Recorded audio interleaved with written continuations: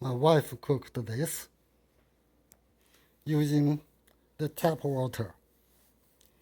I don't trust the tap water. See?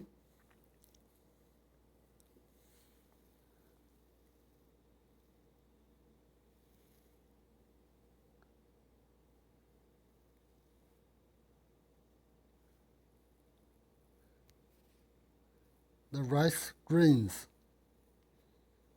some of them are green,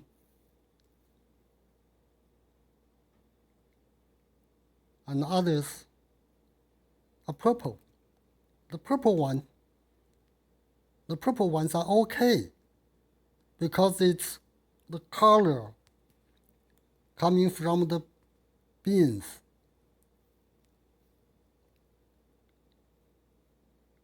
The green ones, I don't trust it.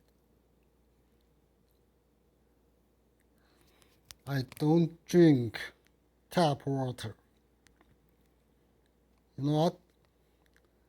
Even the tap water is boiled. If it has graphene oxide, it's not germs. It's not bacteria. It can't be killed. They are chemicals, very stable chemicals. Boiling is doing nothing to lessen the injury of the nano blades.